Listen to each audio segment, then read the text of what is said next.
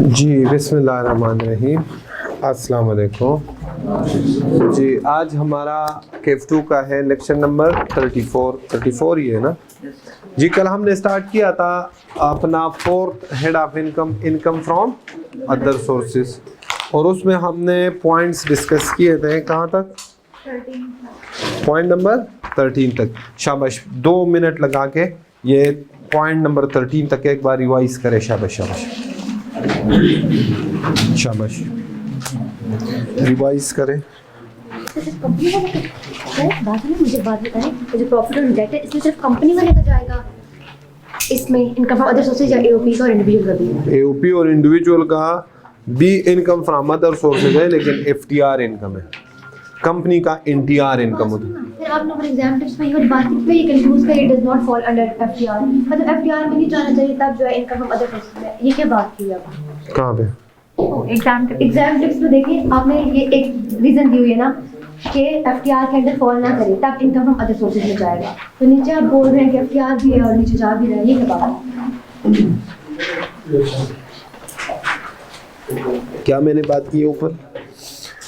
Pakistan source income dividend नहीं हाँ। आप एग्जाम टिप्स में लास्ट पॉइंट देखें, पहले वाले एग्जाम टिप्स आपने जो क्वेश्चन सॉल्व करने के लिए बताया वो ना इनकम फ्रॉम अदर सोर्सेज में तब जाएगा जब वो एफटीआर के अंदर फॉल नहीं करेगा। फिर आप नीचे लिखते हैं कि एफटीआर के अंदर फॉल भी कर रहा है और इनकम फ्रॉम अदर सोर्सेज में भी जा रहा है, ये क्या बात है? जी मैंने क्या कहा हुआ है? कह रही है पता नहीं, आपने जो अभी इतनी तकरीर की है। मैंने तो क्वेश्चन जी, डिविडेंड इनकम हमारे पास 2 तरह के होते हैं। एक होता है पाकिस्तान सोर्स और एक होता है फॉरेन सोर्स। ठीक है, ये हमारे पास रिजीम कौन सा है? एफटीआर। और ये कौन सा रिजीम है? एनटीआर। ये बात मैंने की है कल भी और ये लिखी भी यही है। ठीक है, हेड ऑफ इनकम दोनों का क्या होगा? Income from other sources. ठीक है, इतनी बात समझ आती है? ये बात समझ आ गई? हाँ, बाकी मैंने एफटीआर इनकम आपको पढ़ाया ही नहीं। आप जो एग्जाम टिप्स का लास्ट पॉइंट है ये समझा दें, क्यों लिखा है आपने? क्या लिखा? क्या मतलब है एग्जाम टिप्स का? आप पहली लाइन पर कौन से एग्जाम? क्राइटेरिया और last line. First exam tips का 4 पॉइंट। अच्छा, it does not fall under FTR. तो कल मैंने सबर ना, बोले कल मैंने इसके साथ ये भी फरमाया था कि इसको इग्नोर करे भी नहीं फरमाया। मैंने कहा एफटीआर इस पे अभी सोचना, मैंने पढ़ाया ही नहीं बच्चे। मैंने कहा है इंशाल्लाह परफॉर्मेंस पूरी देखेंगे आप। ठीक है, आप बेफिक्र हो जाए, आप ये छोड़ दे अब। नहीं, ये हटा मिटाना नहीं। मैंने कहा मैंने अभी पढ़ाया ही नहीं एफटीआर इनकम क्या होता है, मैंने पढ़ा है। ये तो पूछ नहीं रहे। तो ये मुसीबत ये है कि ये जब मैं क्वेश्चन सॉल्व करूंगा उधर आपको समझ आएगी, इधर अभी आपको मैं ये नहीं समझा सकता। ठीक है, उधर आप खुद ऐसे सर हिलाएंगे इंशाल्लाह, ऐसे ऐसे कि हाँ सर ने जो बात की थी। ठीक है, ये मैंने कल बताया था आपको कि एफटीआर पे अभी आपने गौर नहीं करना। ये दोनों है क्या? एफटीआर हो या एनटीआर हो? एफटीआर हो या एनटीआर हो, इस ये दोनों हेड ऑफ इनकम कौन से है? Income from other sources. और ये बात इंशाल्लाह प्रूफ होगी कि it does not fall under FTR. समझ में आ रही बात? ओके भाई, अभी एफटीआर इनकम मैंने चले जी। टैक्स रिजीम्स कितने पढ़े थे? आपको सबर नहीं है।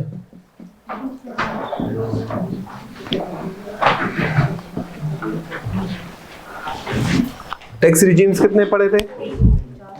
4 टाइप्स के पढ़े थे ना।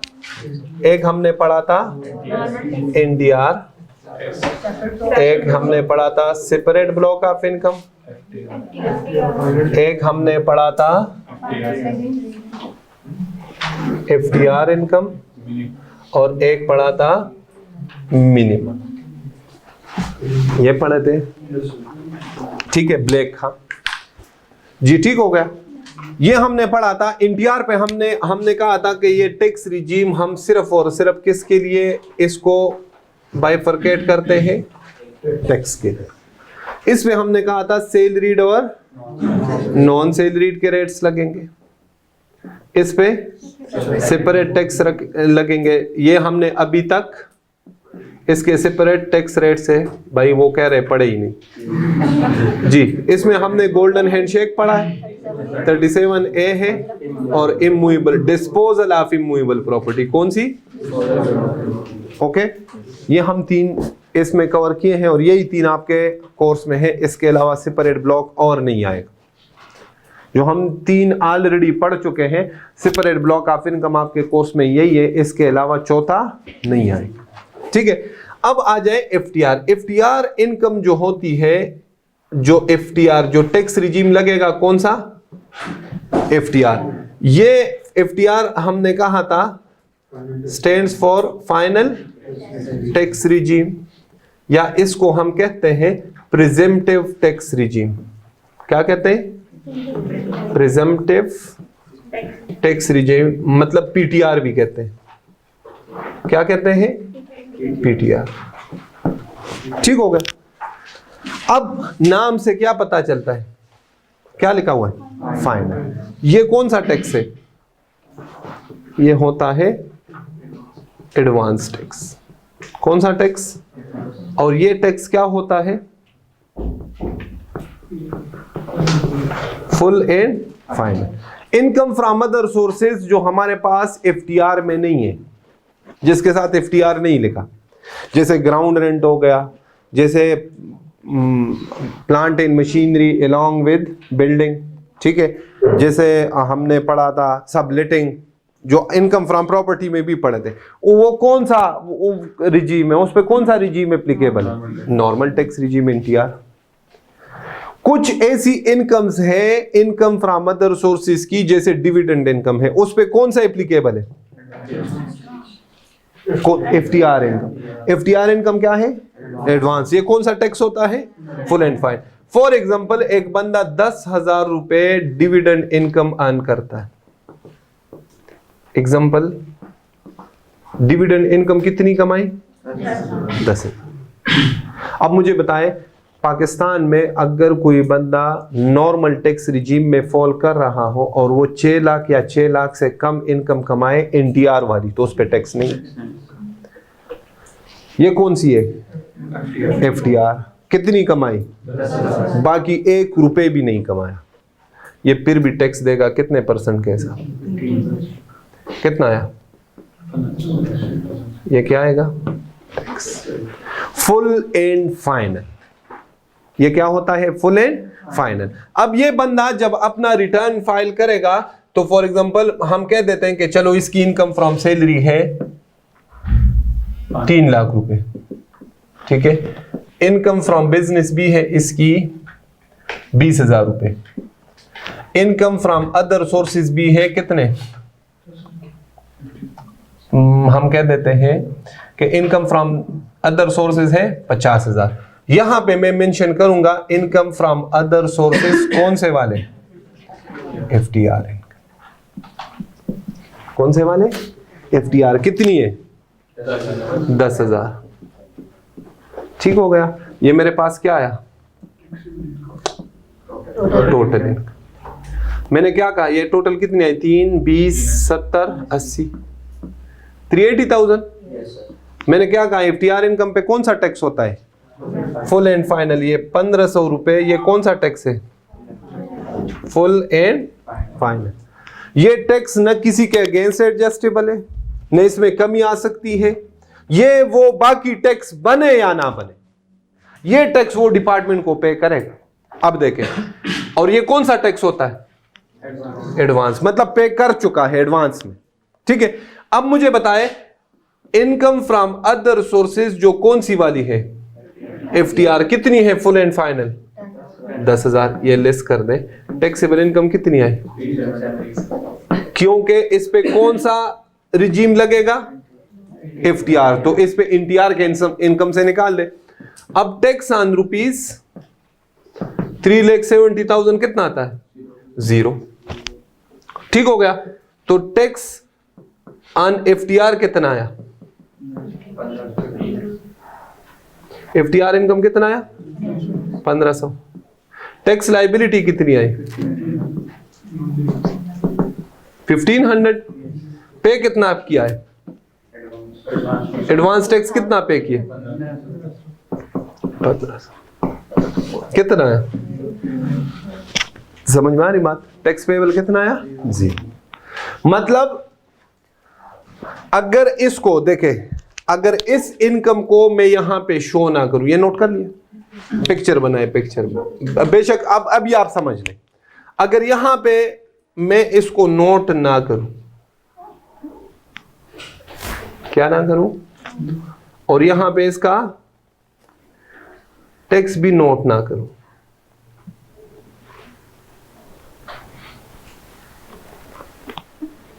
तो मेरे आंसर पे, क्वेश्चन पे कोई फर्क आया? वजह क्योंकि FTR इनकम को बिल्कुल सेपरेटली हम टैक्स करते हैं, उसका हमारा NTR वाले इनकम से कोई लेना देना नहीं, लेकिन वो हम इनकम फ्रॉम अदर सोर्सेज जो NTR वाले हैं उसमें मेंशन नहीं करेंगे, क्योंकि इनकम फ्रॉम अदर सोर्सेज कौन से टैक्सेस पे टैक्सेबल है? सैलरीड और नॉन सैलरी। और इनकम फ्रॉम अदर सोर्सेस का वो पोर्शन, आपसे कोई पूछे मुझे ये तो रिजीम है, ये तो हेड ऑफ इनकम नहीं है, आपसे कोई पूछे डिविडेंड इनकम बताइए कौन सा हेड ऑफ इनकम है, आप क्या कहोगे? नहीं, वो बच्ची तो कह रही है मैं कुछ भी नहीं कहूंगी कि ये कुछ है ही नहीं, ये FTR इनकम है। FTR इनकम तो मेरे पास हेड ऑफ इनकम नहीं है, FTR इनकम तो मेरे पास हेड ऑफ इनकम नहीं है, वो तो क्या चीज है, लेकिन हेड कौन सा होगा? अदर सोर्सेस का ये वाला पार्ट FTR इनकम है, और FTR इनकम की टैक्सेशन बिल्कुल अलग होती है। यहां पे देखें, NTR और सेपरेट ब्लॉक की टैक्सेशन हम इकट्ठे करते थे, यहां पे प्रेजेंटेशन में मेंशन करना पड़ता, करते थे कि नहीं? टैक्स लाइबिलिटी यहां पे टैक्स लाइबिलिटी में ऐड नहीं करते थे, add tax on separate block of income, ठीक है ना? लेकिन FTR की टैक्सेशन, इसका न इनकम का हमारे क्वेश्चन के ऊपर कोई इंपैक्ट आता है और न टैक्स का हमारे ऊपर कोई इंपैक्ट आता है। सिर्फ प्रेजेंटेशन के लिए हम इनकम एक बार ऐड कर देते हैं और फिर लेस कर देते हैं। यहां पे फिर क्या कर देते हैं, यहां से अगर निकालेंगे ये कितनी हो जाएगी? 370 हो जाएगी ना। तो यहां पे अगर ऐड करेंगे तो कितनी हो गई? 380। फिर लेस करेंगे फिर कितनी होगी? यहां पे टैक्स कितना ऐड किया FTR वाला? 1500। लेस कितना किया? तो हमारे क्वेश्चन के ऊपर इसका 0.01% भी इंपैक्ट नहीं आता, ना इनकम के साइड पे और ना टैक्स के साइड। समझ में आ रही बात? तो ये हमारा हेड ऑफ इनकम है, इनकम फ्रॉम अदर सोर्सेज, लेकिन जो FTR इनकम्स होती है वो हम उस हेड में फिर मेंशन नहीं करते, उसको हम अलग करते हैं। और आपको प्रैक्टिकली जब आप करते हैं ना, तो आप रिटर्न के साथ साथ एक और स्टेटमेंट फाइल करते हैं, उसको कहते हैं FTR स्टेटमेंट। उसको क्या कहते हैं? FTR इनकम्स की स्टेटमेंट फाइल अलग से करनी पड़ती है, वो इस रिटर्न में नहीं करनी पड़ती। ठीक हो गया भाई? क्लियर है अब? जी, अगला क्या है? कहां तक पढ़ा था? 13 तक जी। 14 जी। अगला है 15। पॉइंट नंबर 15 देखे, page number 4, income from other sources. Any amount received, ये तो हो गया था। Any amount or fair market value of any property received without consideration. मतलब अगर फ्री में आप किसी से कोई प्रॉपर्टी रिसीव करते हैं, ठीक है, or received as a gift, मतलब वही गिफ्ट, फ्री ऑफ कॉस्ट आप किसी से कोई भी प्रॉपर्टी रिसीव करते हैं तो क्या होगा? However, if गिफ्ट, तो ये जो उसकी फेयर मार्केट वैल्यू होगी, जो प्रॉपर्टी आपने रिसीव की उसकी फेयर मार्केट वैल्यू क्या होगी आपके लिए? Income from other sources. उसकी फेयर मार्केट वैल्यू क्या होगी आपके लिए? Income from other sources. ठीक हो गया। लेकिन however, if gift is received from relatives, underline करो, लेकिन अगर गिफ्ट आप कहां से रिसीव करें? रिश्तेदारों से, रिलेटिव से, अच्छा, रिलेटिव्स की डिफिनीशन कहाँ पे आपको मिलेगी? चैप्टर नंबर 4 में, जो हमारे डिफिनीशन अभी हमने पढ़ा नहीं, हमारे डिफिनीशंस का चैप्टर है, उसमें रिलेटिव्स की डिफिनीशन है कि रिलेटिव से मुराद क्या होगा। माँ बाप होंगे, बहन भाई होंगे, मामू चाचू होंगे, कौन होंगे, ये हम चैप्टर नंबर 4 में पढ़ेंगे। It will not be included in income from others. अगर आप गिफ्ट रिसीव करोगे कहाँ से? रिलेटिव से, तो फिर ये आपके लिए इनकम फ्रॉम अदर सोर्सेज नहीं होगा। लेकिन अगर आप गिफ्ट रिसीव करते हो अदर देन रिलेटिव से, तो जो भी प्रॉपर्टी आप रिसीव करते हो उस प्रॉपर्टी की जो फेयर मार्केट वैल्यू होगी वो आपके लिए क्या होगी? Income from. एग्जांपल देखें, mister Shadab receive following gifts on 1 July 2021। Jewellery from friend. जी, फ्रेंड रिलेटिव होता है? फ्रेंड रिलेटिव होता है? नहीं होता। कितनी ज्वेलरी रिसीव की उससे जिसकी मार्केट वैल्यू क्या थी? 250,000। तो ये 250,000 उसकी क्या होगी? Income from other sources. Okay, लिखे साथ, रजिस्टर निकाले, रजिस्टर पे लिखे।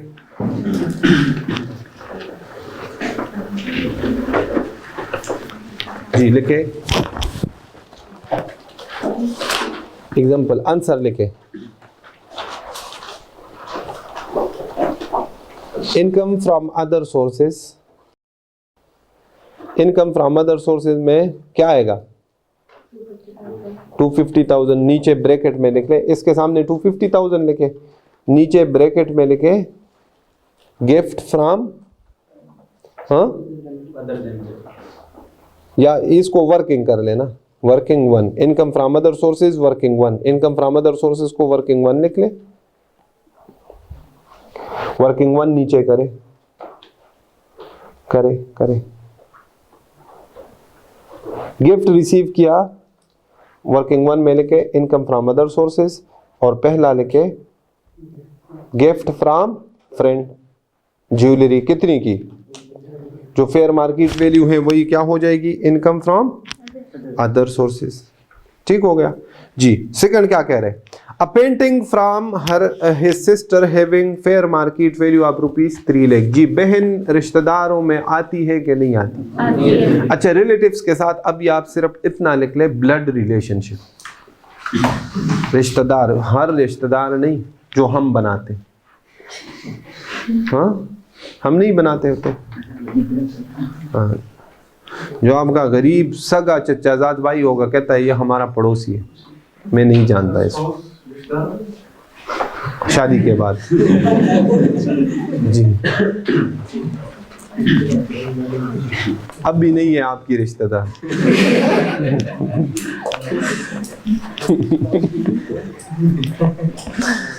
जी, और वो जो अमीर बंदा होता है ना गांव का, तो सारे लोग कहते हैं ये तो मेरा कजन है, जिधर भी जाता है ना वो लोग, ये मेरा कजन है। अच्छा, a painting from his sister. जी, बहन से उसने पेंटिंग रिसीव की, रिश्तेदार हो तो ब्लड रिलेशनशिप में आती है बहन के? नहीं आती, तो ये उसकी इनकम फ्रॉम अदर सोर्सेज, ये एग्जेम्प्ट होगी।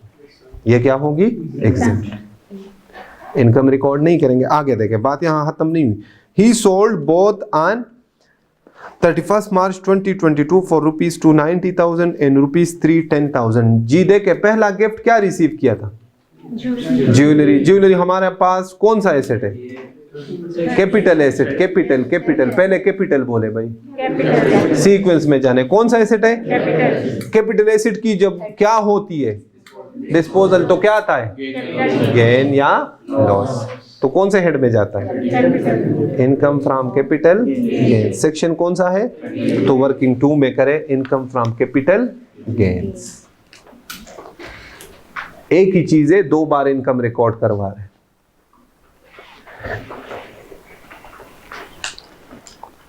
Income from capital gains, disposal of jewellery. Section कौन सा है? 38 है ना जी।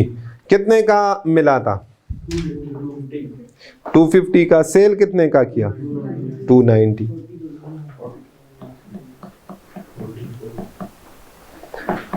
हाँ? ओके हो गया। तो कितना आया?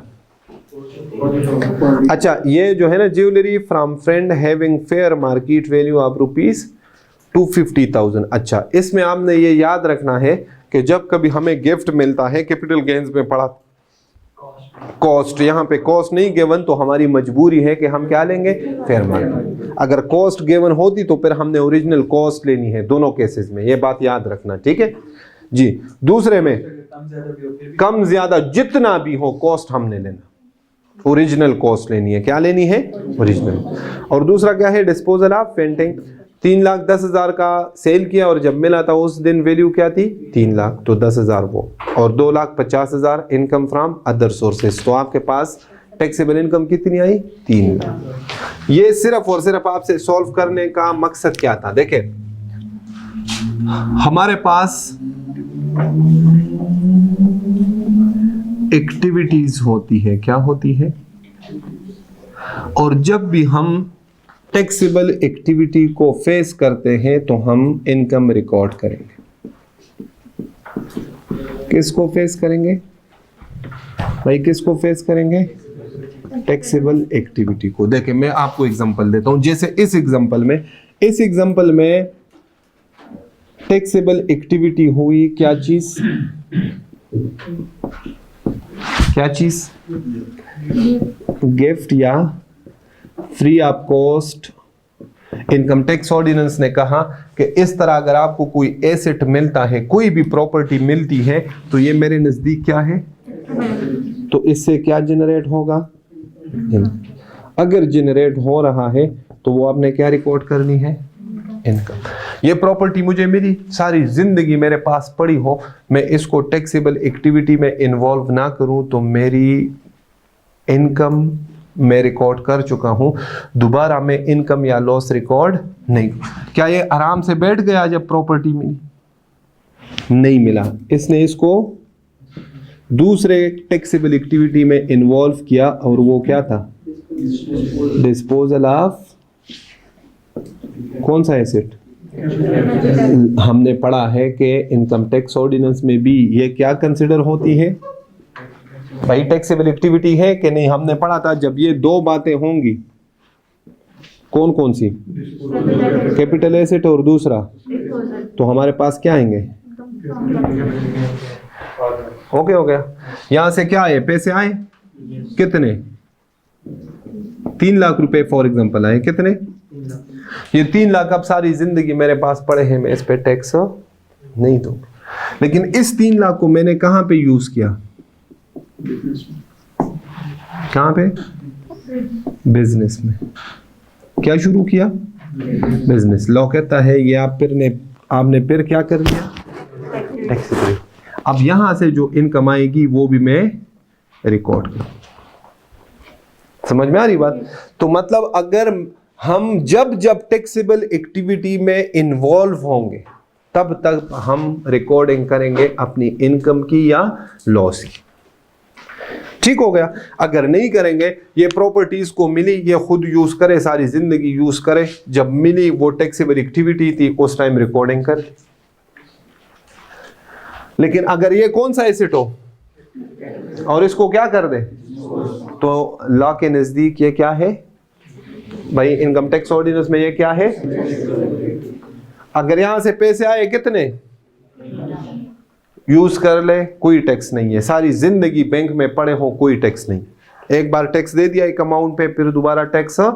लेकिन अगर इन पैसों से ये क्या शुरू करे, तो फिर लॉ के इनकम टैक्स ऑर्डिनेंस में बिजनेस क्या है, यहां से फिर जो इनकम आएगा उस पे फिर टैक्स देगा। मतलब जब ये टैक्सेबल एक्टिविटी फेस करेगा, इन्वॉल्व होगा, तब तक ये टैक्स पे करे।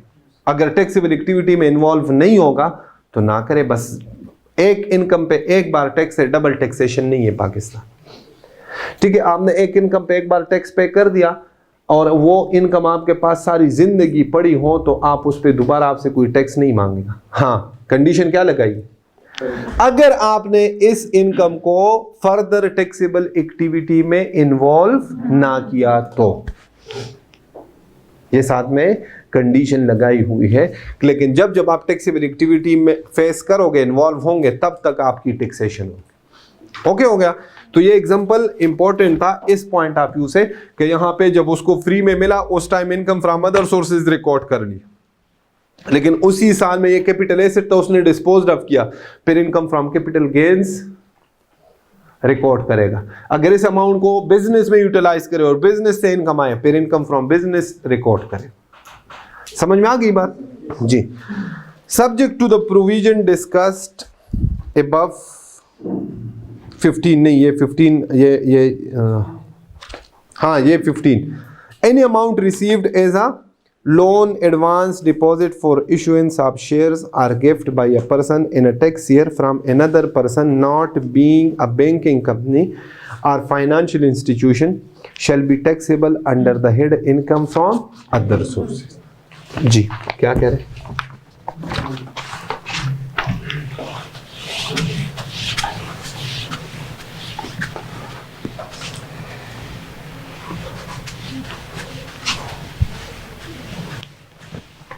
जी कह रहा है कि अगर कोई बंदा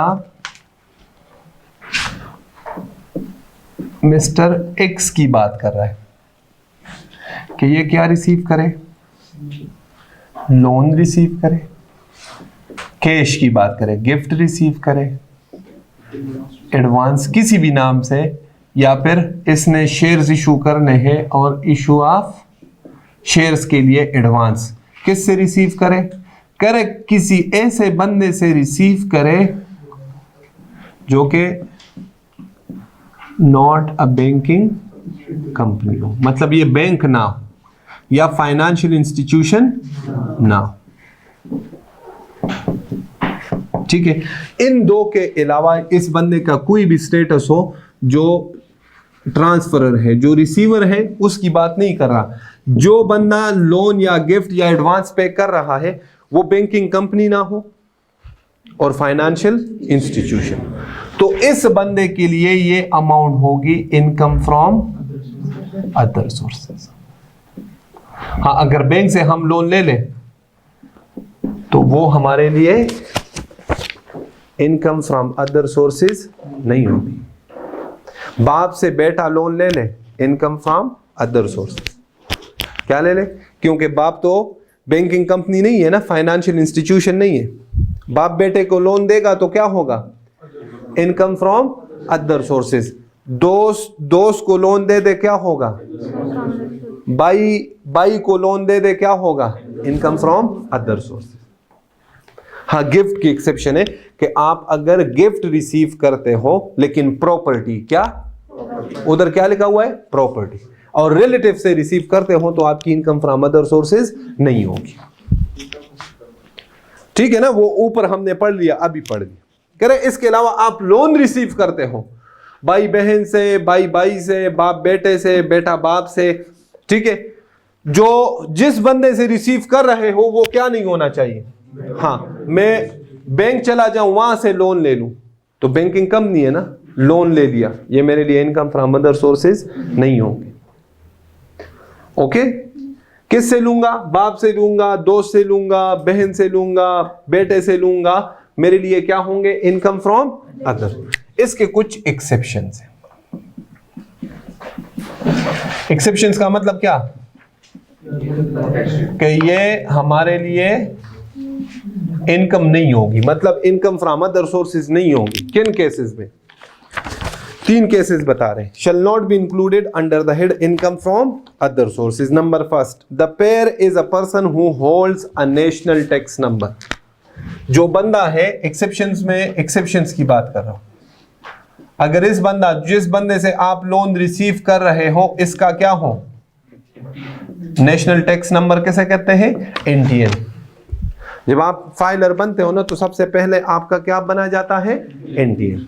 ठीक है, उसका नेशनल टैक्स नंबर हो and the amount is received through a cross cheque और through a normal banking channel. और दूसरा, 2 कंडीशंस है। Number first, NTN and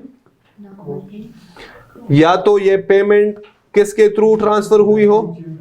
cross cheque और बैंकिंग चैनल। अच्छा, बैंकिंग चैनल अब किसे कहते हैं? क्रॉस चेक तो जानते हो ना जी।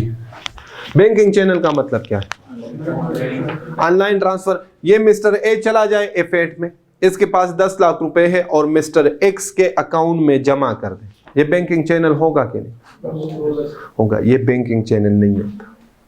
बैंकिंग चैनल का मतलब होता है कि ये ट्रांजैक्शन होगा फ्रॉम बैंक टू बैंक। ये आपने कैश डिपॉजिट किया उसके अकाउंट में, ये बैंकिंग चैनल नहीं होता। बैंकिंग चैनल का मतलब क्या होता है? आप ऑनलाइन ट्रांसफर कर ले फ्रॉम मोबाइल फोन पे, आजकल एप्लीकेशन आए हुए हैं, ठीक है। आप मोबाइल फोन के एप्लीकेशन पे अपने मिस्टर ए अपने बैंक अकाउंट से मिस्टर एक्स के बैंक अकाउंट में ट्रांसफर कर ले, एटीएम पे ट्रांसफर कर ले, बैंक ड्राफ्ट बनाए, क्रॉस चेक दे दे, ठीक है। लेकिन उसमें बैंक से बैंक में अमाउंट ट्रांसफर, लेकिन जो पहले वाला बंदा है उसका क्या जरूरी है? एनटीएन। ओके हो गया? तो लोग कहता है अगर ये दोनों कंडीशंस फुलफिल हो जाए फिर ये इसके लिए इनकम नहीं होगी, ये लोन ही कंसिडर होगा, ये एडवांस ही कंसिडर होगा, ये गिफ्ट ही कंसिडर होगा, ये फिर लोन नहीं होगा। ओके, कितने कंडीशंस है? 2। कौन कौन से? एनटीएन और ये कौन सा एक्सेप्शन था? Exception number A. करे दूसरा एक्सेप्शन है exception number B. B exception क्या है? देखे, the payer is a person having no NTN. किसका एनटीएन ना हो? नंबर फर्स्ट कह रहे अगर इसका एनटीएन ना हो फिर, तो फिर कहता है सिर्फ और सिर्फ ये इनकम रिकॉर्ड नहीं होगी अगर ये सिर्फ और सिर्फ किसके थ्रू पे की जाए? क्रॉस चेक के थ्रू ओनली। किसके थ्रू? Cross cheque. अगर फिर ऑनलाइन ट्रांसफर करेगा तो इनकम फ्रॉम अदर सोर्सेस। समझ में आ रही बात? सिर्फ और सिर्फ किसके थ्रू? अगर इस बंदे का एनटीएन नहीं है मिस्टर ए का, तो मिस्टर ए को चाहिए कि मिस्टर एक्स को लोन दे दे, किसके थ्रू? तो मिस्टर एक्स के लिए नो इनकम। अगर क्रॉस चेक के अलावा मिस्टर ए का एनटीएन नहीं है और क्रॉस चेक के अलावा मिस्टर ए मिस्टर एक्स को पेमेंट करेगा तो मिस्टर एक्स के लिए ये क्या होगी? Income from other sources. Number 3, the amount is received as advance for the sale of goods. Or को अंडरलाइन करें, बहुत इंपॉर्टेंट है। क्या लिखा हुआ है शहजाद? आर का क्या मतलब होता है? या। एंड का क्या मतलब होता है? और। अगर यहां पे एंड होता तो दोनों, यहां पे अब क्या है? कह रहे एक। अगर दोनों कंबाइंड हो फिर इनकम फ्रॉम अदर सोर्सेज। कह रहे ये एडवांस हो किस चीज के लिए? सेल ऑफ गुड्स, मतलब सप्लायर है, ठीक है। शहजाद जो है ये सप्लायर है चेयर्स का, ठीक है। और मैं मिस्टर ए हूं, शहजाद मिस्टर एक्स है। मैंने इसको एडवांस दे दिया 20 लाख रुपए के मुझे चेयर सप्लाई कर। लोग कहता है ये शहजाद के लिए इनकम फ्रॉम अदर सोर्सेज नहीं होगा। वजह क्योंकि ये एडवांस मैंने किसके लिए दिया है? गुड्स के लिए। ये इसकी रेवेन्यू सेल्स होंगी, ये इनकम फ्रॉम बिजनेस होगी, इसकी इनकम फ्रॉम अदर सोर्सेज नहीं होगी। दूसरा, आर सर्विसेज। तलहा को मैं एडवांस दे दूं 5 लाख रुपए और ये ऑडिटर है, इसने मुझे ऑडिट सर्विसेज प्रोवाइड करनी है। मैं मिस्टर ए हूं, ये मिस्टर एक्स है। मैंने 5 लाख रुपए एडवांस दिया, इसने बाद में मुझे सर्विसेज प्रोवाइड करने। लोग कहते हैं ये तलहा के लिए इनकम फ्रॉम अदर सोर्सेज नहीं होंगे। ये ऑडिट फी है, ये इनकम फ्रॉम बिजनेस में जाता है। ये तलहा के लिए कौन सा हेड होगा? Income from business. भाई का नाम क्या है? तैयब। लेकिन तैयब को मैंने एडवांस दे दिया 15 लाख रुपए। मैं mister A, Tayyab mister X.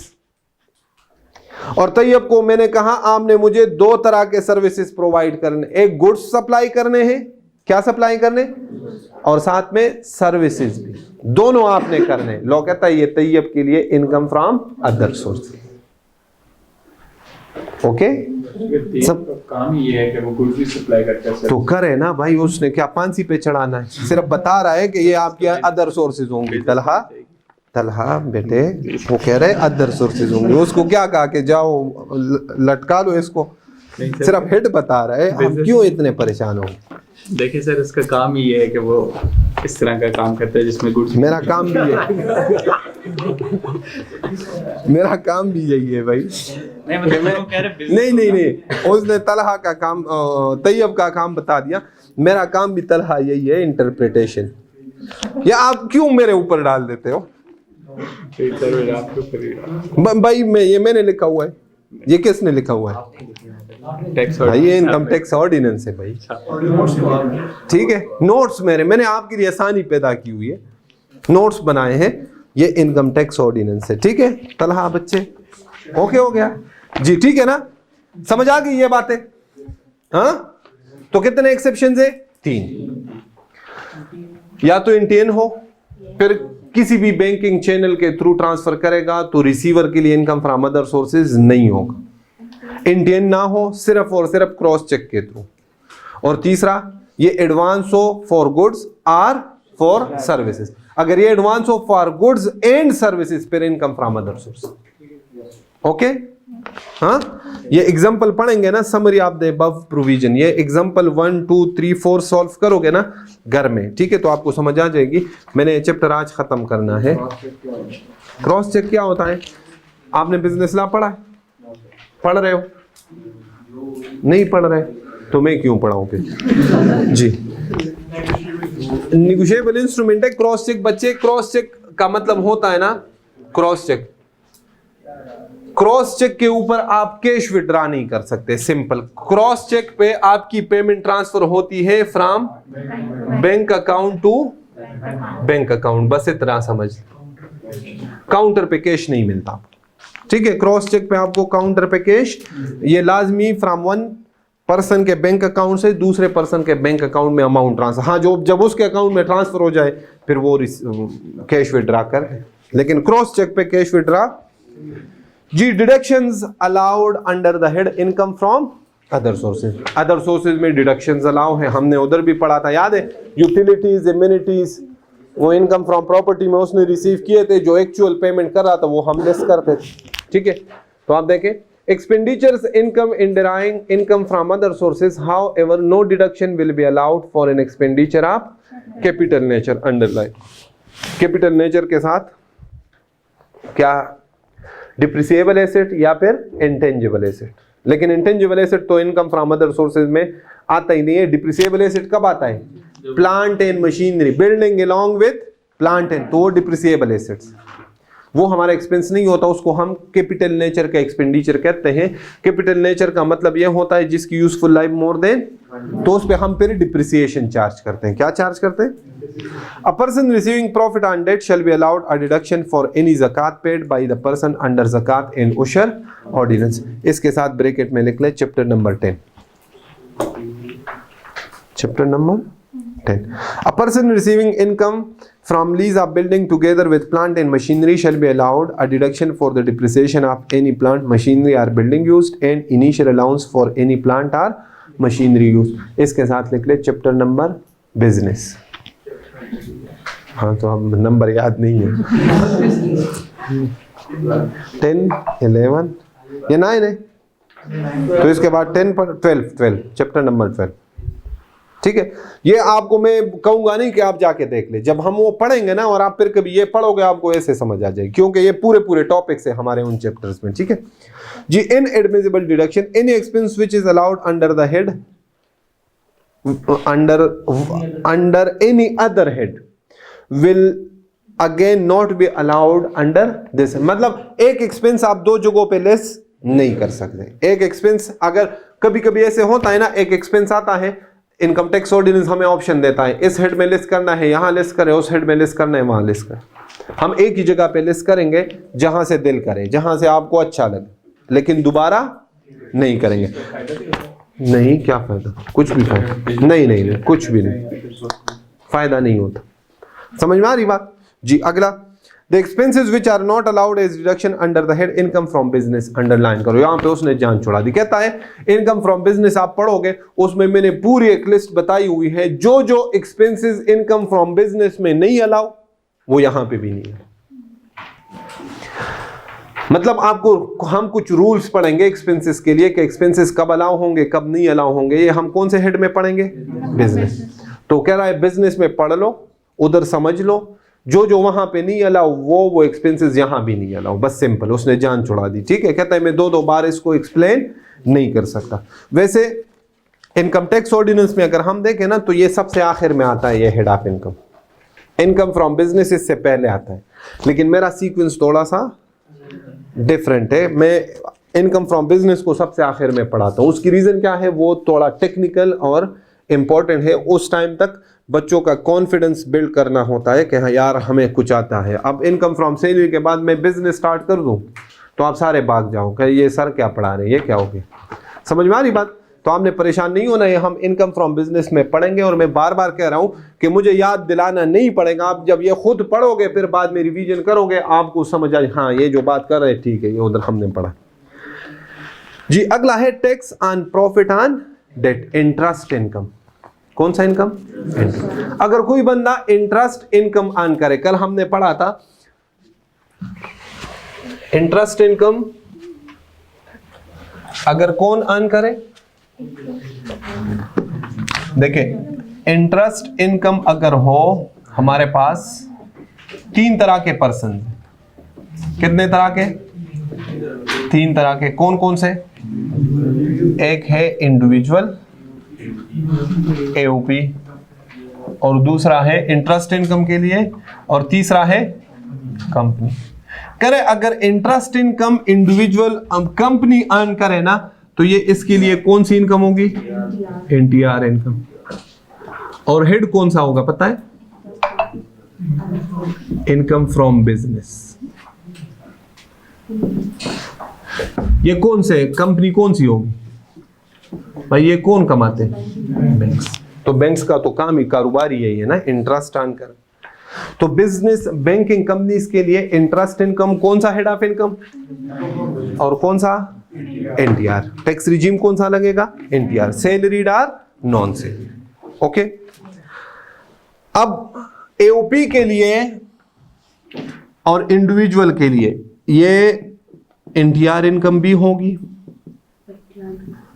और एफटीआर इनकम भी होगी। कभी एनटीआर होगी कभी एफटीआर होगी। ठीक है, और ये कभी ने हमारा जीना हराम कर दिया। भाई एक में डाल दो ना तलखा। हाँ, क्या हमें तंग कर रहे हो? कभी कह रहे हो एफटीआर इनकम होगी, कभी कह रहे हैं एनटीआर। तो कब एनटीआर होगी कब एफटीआर होगी ये हम पढ़ लेते हैं। A tax shall be imposed at 15% on every individual in AOP who receives profit on debt from prescribed person from bank, government or national savings scheme at 15%। 15% के साथ लिख लो FTR रेट। ये कौन सा रेट बता रहे हैं? जैसे डिविडेंड का कितना था, इसके फिक्स रेट्स होते हैं। हाँ, FTR इनकम के ऊपर जो टैक्स होता है उस टैक्स के क्या होते हैं? फिक्स रेट होते हैं। तो प्रॉफिट ऑन डेट का भी कितना रेट है? 15%। The tax shall be computed by applying the rate of tax to the gross amount of profit on debt. This section shall not apply to a profit on debt that is exempt from tax or exceeds rupees। मतलब क्या हुआ कि अगर interest income is individual और AOP के लिए interest income is less than or equal to rupees 5 million, 50 lakh, तो कौन सी इनकम होगी? एफटीआर। और टैक्स रेट क्या होगा? 15%।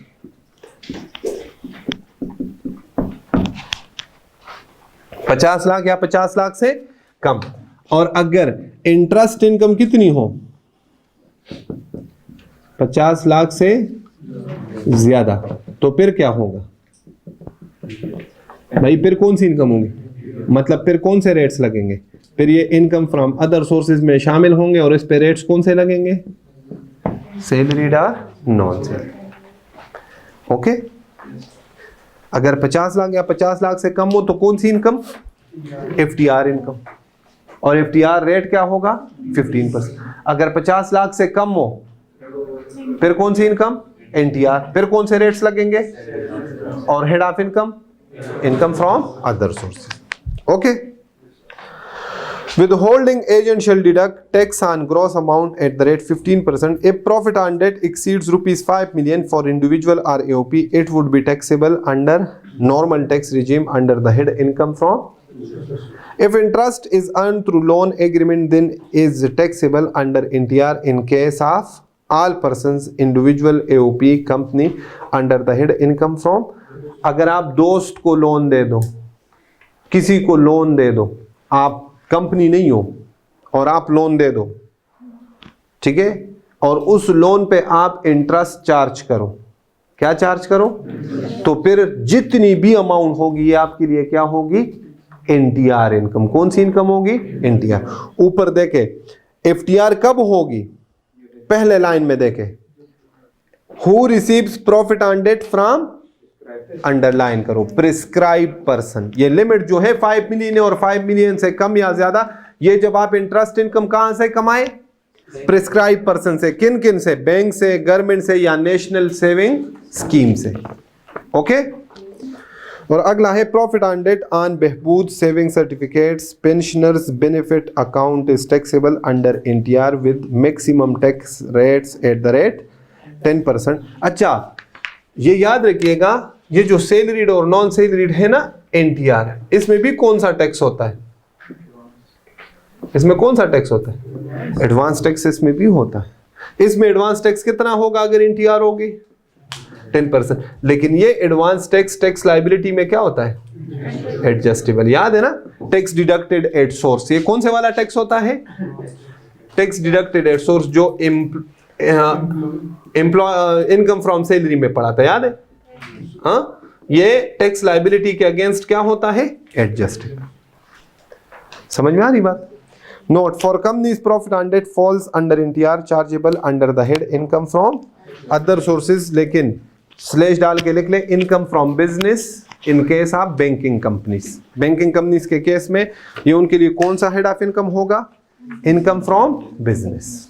बैंकिंग कंपनीज के लिए interest income, income from business. Other than banking companies के लिए इंटरेस्ट इनकम क्या होगी, इनकम फ्रॉम अदर सोर्सेज। ठीक है, आप देखें ना, हिंट ये है, अगर उनका कारोबार यही है इंटरेस्ट इनकम अर्न करना, कोई भी कंपनी हो और उसका कारोबार हो इंटरेस्ट इनकम अर्न करना, तो उनके लिए इनकम फ्रॉम बिजनेस।